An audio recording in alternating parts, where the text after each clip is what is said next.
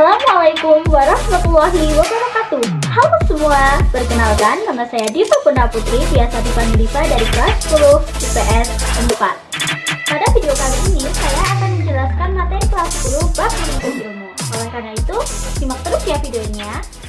Di masa pandemi ini, kegiatan belajar mengajar dilaksanakan secara daring di rumah. Akan tetapi, kondisi yang seperti ini membuat siswa semakin malas belajar dan stres karena tugas semakin menumpuk. Tetapi ingat, dalam syariat Islam, mencari ilmu itu hukumnya wajib. Yang pertama, kita akan membahas tentang definisi ilmu. Apa sih itu ilmu? Ilmu berasal dari bahasa Arab, yaitu alima, ya'lamu, dan ilman, yang berarti mengerti, memahami, benar-benar. Ilmu dari segi istilah ialah segala pengetahuan atau kebenaran tentang sesuatu yang datang dari Allah Subhanahu wa Ta'ala, yang diturunkan kepada rasul-rasulnya, dan alam ciptaannya termasuk manusia yang memiliki aspek lahiriah dan batiniah. Yang kedua, kita akan mempelajari hukum menuntut ilmu. Menuntut ilmu merupakan kewajiban seorang muslim yang sudah mu'alaf. Bahkan kewajiban ini setara dengan berjuang di jalan Allah Ta'ala, sebagaimana firman Allah Ta'ala yang artinya, dan tidak sepatutnya orang-orang mukmin itu semuanya pergi ke medan perang. Mengapa? Sebagian dari mereka tidak pergi untuk memperdalam pengetahuan agama mereka dan untuk memberi peringatan kepada kaumnya. Apabila mereka telah kembali, agar mereka dapat menjaga dirinya. Quran Surah At-Taubah ayat 122. Ayat tersebut memberikan pemahaman kepada kita, keterpanggilan kita sebagai orang-orang beriman bukan hanya pergi ke seluruh medan jihad atau medan perang, namun harus ada sebagian dari kita untuk mempelajari tafaqquh fiddin atau memperdalam ilmu agama. Dalam hadis Muhammad SAW, beliau bersabda, menuntut ilmu itu wajib atas setiap muslim. Hadis riwayat Ibnu Majah. Dalam hadis ini, Rasulullah SAW dengan tegas menyatakan bahwa menuntut ilmu itu hukumnya wajib atas setiap muslim. Bukan hanya berlaku sebagian saja, namun seluruh muslim. Terkait dengan kewajiban setiap muslim untuk menuntut ilmu, maka kita harus mengetahui tentang menuntut ilmu itu dibagi menjadi dua, yaitu fardu ain dan fardu kifayah. Yang pertama yaitu fardu ain. Dalam hukum menuntut ilmu yang pertama ini dibagi menjadi dua macam lagi. Yang pertama, jenis ilmu fardu ain yang dipelajari oleh seluruh mu'alafin dimanapun mereka berada dan kapanpun juga. Adapun yang termasuk dalam jenis ini adalah mengetahui tauhid dan perusaknya atau syirik, pokok-pokok keimanan, rukun iman dan juga rukun Islam, hukum sholat dan sebagainya. Juga termasuk mengetahui perkara-perkara yang diharamkan dalam Islam, baik makanan, minuman, pakaian, kehormatan, darah, harta, ucapan, atau perbuatan. Selanjutnya, jenis ilmu fardu ain yang harus dipelajari oleh sebagian mu'alafin saja yang memiliki kewajiban tertentu yang khusus baginya. Adapun maksud jenis ini adalah orang yang tidak memiliki kewajiban tersebut tidak harus mempelajari ilmu tersebut. Contohnya, ilmu tentang suatu ibadah tertentu bagi orang yang mampu mengerjakannya. Contohnya, haji dan umroh. Yang kedua, ilmu tentang pekerjaan, profesi, atau tugas agar bisa menunaikan kewajiban pekerjaannya dan agar terhindar dari melakukan hal haram dalam pekerjaan itu. Contohnya, bekerja di kantor yang melakukan aktivitas riba. Yang ketiga, ilmu tentang muamalah atau aktivitas yang hendak dilakukannya agar bisa menghindari larangan yang haram dilakukan dan bisa menunaikan kewajibannya terhadap pihak lain, contohnya jual beli. Yang terakhir, ilmu tentang hukum suatu kejadian kontemporer bagi yang mengalaminya, contohnya narkoba, korupsi, dan lain-lain. Selanjutnya yaitu fardu kifayah. Menuntut ilmu yang menjadi kifayah adalah sebuah ilmu yang sudah dipelajari oleh sebagian muslimin dengan mencukupi. Maka gugurlah kewajiban tersebut atas muslimin lainnya, namun disunahkan bagi muslimin yang lain untuk mempelajarinya. Imam An-Nawawi rahimahullah menjelaskan jenis ilmu yang termasuk fardu kifayah adalah ilmu yang dibutuhkan manusia demi tegaknya agama mereka yang sifatnya harus ada. Contohnya, ilmu syariat. Misal, menghafal Al-Quran, hadis dan ilmu hadis, ilmu fikih, fikih nahwu, bahasa Arab, dan sebagainya.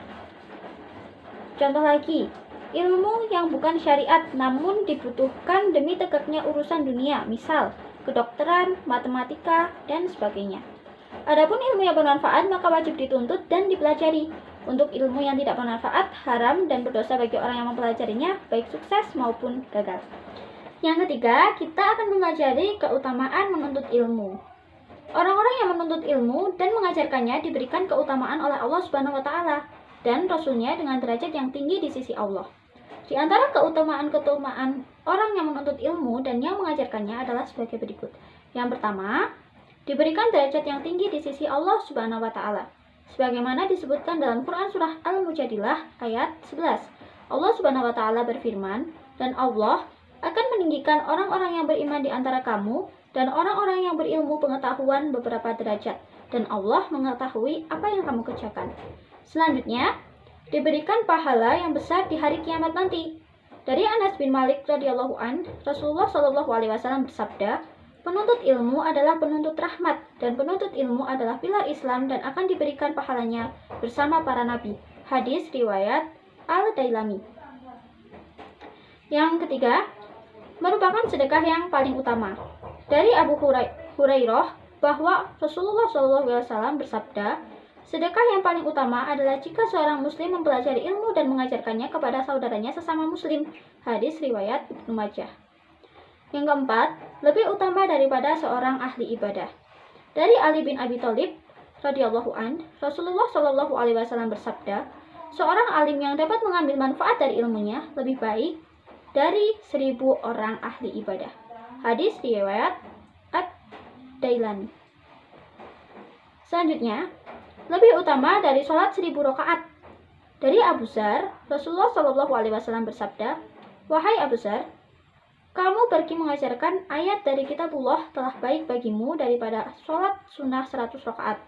Dan pergi mengajarkan satu bab ilmu pengetahuan baik dilaksanakan atau tidak, itu lebih baik daripada sholat 1000 rakaat. Hadis riwayat Ibnu Majah. Selanjutnya, diberikan pahala seperti pahala orang yang sedang berjihad di jalan Allah. Dari Ibnu Abbas radhiyallahu an, Rasulullah shallallahu alaihi wasallam bersabda, bepergian ketika pagi dan sore guna menuntut ilmu adalah lebih utama daripada berjihad fi sabilillah. Hadis riwayat Ad-Dailami.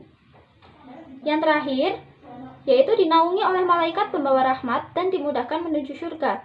Dari Abu Hurairah, Rasulullah Shallallahu alaihi wasallam bersabda, tidaklah sekumpulan orang yang berkumpul di suatu rumah dari rumah-rumah masjid Allah Azza wa Jalla, mereka mempelajari kitab Allah dan mengaji di antara mereka, melainkan malaikat mengelilingi dan menyelubungi mereka dengan rahmat, dan Allah menyebut mereka di antara orang-orang yang ada di sisi-sisinya. Dan tidaklah seorang meniti suatu jalan untuk menuntut ilmu, melainkan Allah memudahkan jalan baginya menuju surga. Hadis riwayat Muslim dan Ahmad. Nah, karena tadi saya sudah menjelaskan sedikit materi, kali ini saya akan membacakan sedikit cerita singkat dengan judul Kisah Ibnu Abbas Ahli Tafsir Penggila Belajar. Ibnu Abbas memiliki nama asli Abdullah bin Abbas, yaitu sepupu Rasulullah. Dia anak dari Abbas bin Abdul Muthalib dan Ummu Al-Fat Lubabah. Ibnu Abbas lahir 3 tahun setelah Nabi Muhammad hijrah. Sejak kecil, Ibnu Abbas memang gemar menuntut ilmu. Suatu waktu, Rasulullah Shallallahu alaihi wasallam mendoakan Ibnu Abbas, "Ya Allah, berilah ia pengertian dalam bidang agama dan berilah ia pengetahuan takwil atau tafsir." Mendapat keberkahan doa Rasulullah ini, akhirnya Ibnu Abbas pun dikenal sebagai seorang ahli tafsir. Selain itu, Ibnu Abbas juga banyak meriwayatkan hadis, yakni terbanyak 5 setelah Abu Hurairah, Ibnu Umar, Anas bin Malik, dan Ummul Mukminin Aisyah. Setelah Rasulullah wafat, kesungguhan belajar Ibnu Abbas tidak kendor. Ia terus menimba ilmu dari para sahabat yang masih hidup. Seperti suatu saat, beliau pernah mendatangi seorang sahabat di waktu siang untuk mendengar hadis darinya. Namun, ternyata sahabat tersebut sedang beristirahat. Ibnu Abbas selalu menunggu di depan pintu hingga ketiduran dan mukanya penuh debu. Ketika sahabat tersebut membuka pintu, maka ia terperanjat mengetahui kehadiran Ibnu Abbas. Lalu ia berkata, "Wahai anak paman Rasulullah, apa yang membuat engkau datang? Mengapa engkau tidak mengutus salah seorang agar aku mendatangimu?" Ibnu Abbas menjawab, "Tidak, akulah yang lebih berhak mendatangimu.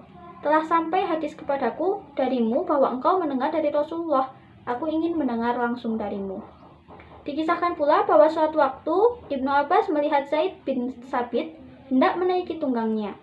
Maka Ibnu Abbas pun berdiri di depannya, lalu memegang tunggangan tersebut agar Zaid naik dan mengambil tali kekangnya. Zaid berkata kepadanya, "Tinggalkan itu, wahai anak paman Rasulullah." Ibnu Abbas menjawab, "Demikian kami diperintah untuk menghormati ulama kami." Zaid kembali berkata, "Keluarkan tanganmu." Lalu Ibnu Abbas mengeluarkan tangannya, dan Zaid pun menciuminya seraya berucap, "Demikian kami diperintah untuk memperlakukan ahli bait Rasulullah." Semoga para pecinta ilmu senantiasa meneladani kesungguhan para generasi terdahulu dalam menuntut ilmu, supaya berbuah keyakinan yang kuat kepada Allah dan rahmatnya tercurah kepada para pecinta ilmu. Amin. Demikian video kali ini. Mungkin itu saja yang bisa saya sampaikan. Terima kasih. Wassalamualaikum warahmatullahi wabarakatuh.